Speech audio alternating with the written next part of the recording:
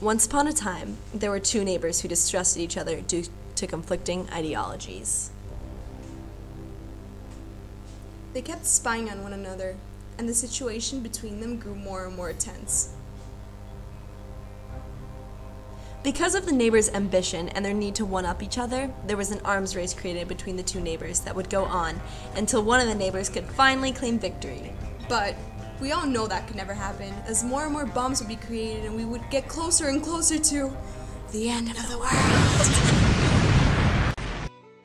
However, the two neighbors decided to not go for the end of the world to help themselves and not kill off the human race. Thanks for that, we'd be dead. They decided to go for Detente, the easing of tensions between the Eastern and Western powers during the 1970s. It involved not only the USSR and the USA, but China and the United States. Detente seemed like the solution for all their Cold War problems. There were many successes and it looked like the Cold War had ended. Detente seemed like the ultimate peace treaty.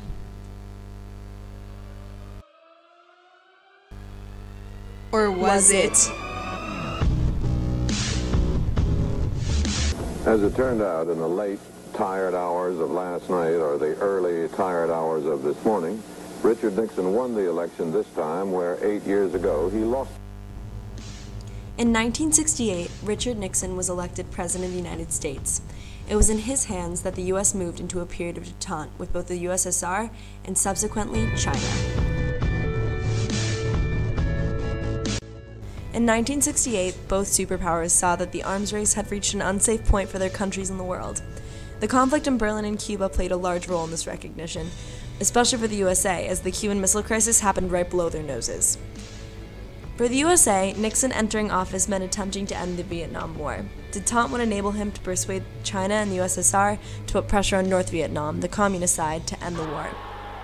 Nixon in power also meant a new will to create a more realistic foreign policy that included the world's shifting balance of power. This new look on U.S. foreign policy was called realpolitik. Apart from Nixon's initiative, there was pressure coming from Europe, more specifically Germany, to enter a period of detente. Willy Brandt, West Germany's chancellor, introduced the idea of Ostpolitik. His goal was to reduce tension between East and West Germany by opening trading channels between the two. Even though it all looked so pretty and like everyone wanted to be friends, detente only started in the first place and was maintained for so long because Nixon and Brezhnev, the Russian leader, simultaneously viewed detente as an opportunity for personal gain. Selfish bastards. The USA wanted to free up their resources used by the arms production during the arms race to deal with the crap American economy.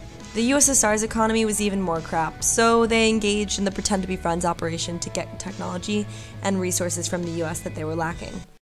The Soviet Union realized that unless we stopped the arms race, then the Americans, who were financially better off, could outdo the Soviet Union. The leadership began to understand that now we had to choose between building socialism and communism or making missiles. After the Sino-Soviet split, they also wanted to isolate China by becoming friends with their enemy and leaving China alienated. As Russians would say at the time, "The enemy of my enemy is my friend." Detente was very successful at first. In 1971, Nixon and Brezhnev reconfirmed the rights and responsibilities of the four powers for the future of Berlin and Germany with the Berlin Agreement. The agreement re-established ties between broken-up Berlin by improving travel and communication. After the Cuban Missile Crisis, the USA and the USSR signed several arms control agreements, amongst which was the first Strategic Arms Limitation Talk, or SALT I. Signed in 1972, it covered 3 areas of agreement.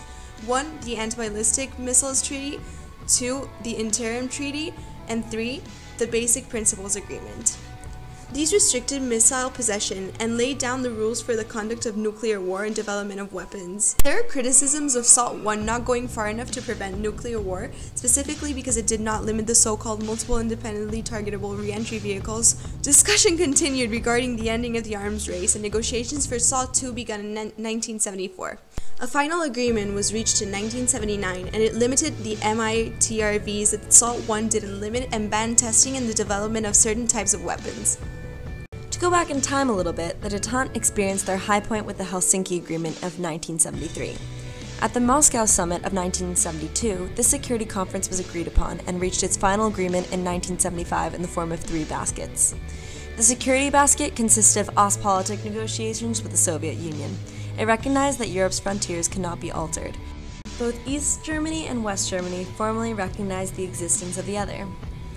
The cooperation basket called for closer ties and collaborations in economic, scientific, and cultural fields. The human rights basket was the agreement to respect human rights and individual freedoms of thought, conscience, religion, and travel. This was the most controversial, and Brezhnev didn't agree. However, he signed the agreement anyway, as the security and cooperation baskets helped his own country. Meanwhile, the US created organizations to monitor Soviet actions against principles of the Helsinki Agreement. This was a harsh indication of the shallowness of Detente.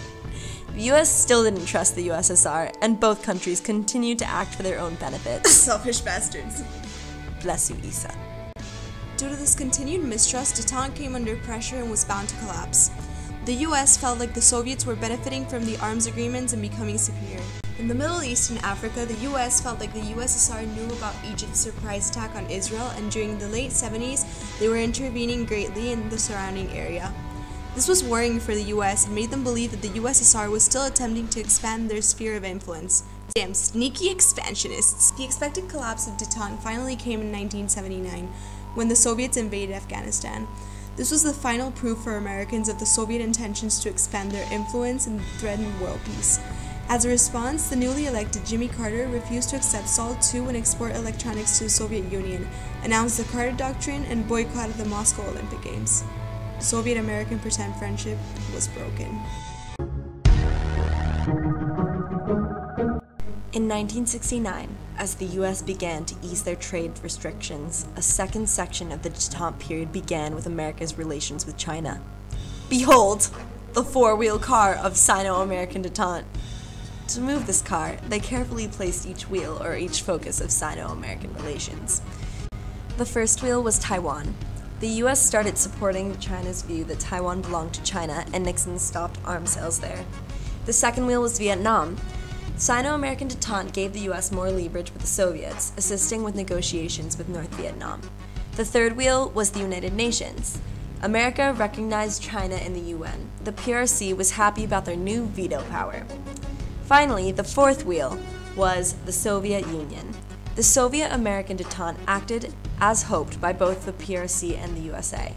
It put pressure on the USSR to maintain Sino-Soviet Detente and acted as revenge by the PRC for the USSR's detente and revisionism.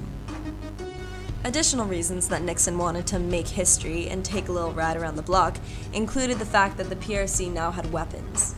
Because of this, the Americans saw communication between them and the Chinese as necessary. Also, the US hoped to be able to reduce their commitments in Asia while retaining their bases in the Pacific. Detente started off with simple interactions such as the ping-pong diplomacy, where an American ping-pong team was invited to China to compete. Trade was then opened up between the two countries. Henry Kissinger and Zhou Enlai had secret meetings, and eventually in 1972, President Nixon visited Beijing to meet Mao. Sino-American Detente caused what later was known to be the triangular diplomacy. Basically a love triangle between the United States, China, and the Soviet Union. There was hostility between the USSR and the PRC, while the US employed realpolitik and had fairly good relations with both countries.